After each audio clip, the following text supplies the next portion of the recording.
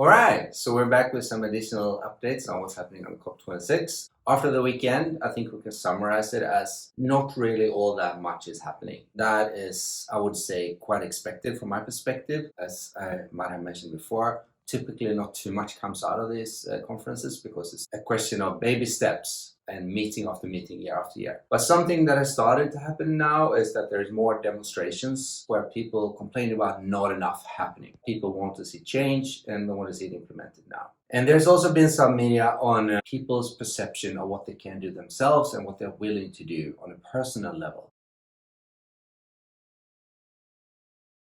There are a few things that sort of stand out there. First one is also not so very unexpected. People don't want to change their lifestyles. You sort of want to solve climate change, but you don't want to give up on all the great things you have in your life. Another one is that people don't know what to do. You are prepared to make some changes, but you don't know what to do. This is sort of at the core of what we're here to solve. Help people understand what they can do. And when it comes to food and climate change, the good thing is that you don't really have to give up all that much, because most of the things you eat are actually quite fine for the climate and sort of can be better still. Climate smart food typically doesn't have to be more expensive. A lot of the time it's even cheaper than high emitting food.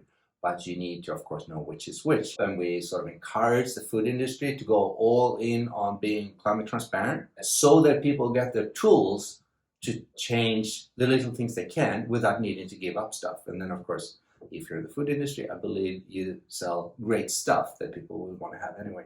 What should you do if you want this, if you want more information? I'll tell you what, start buying things that are climate transparent. Start buying things that have quantitative climate labels on them, because then you send the message to your food producers that this is what you want. You want them to start acting on climate change.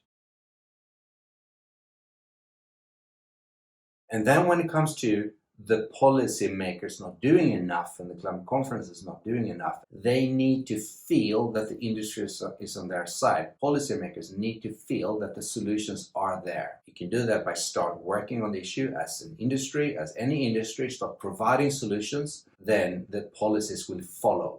So this is sort of an internally feeding loop. Policies will create solutions, but solutions will also create the policies.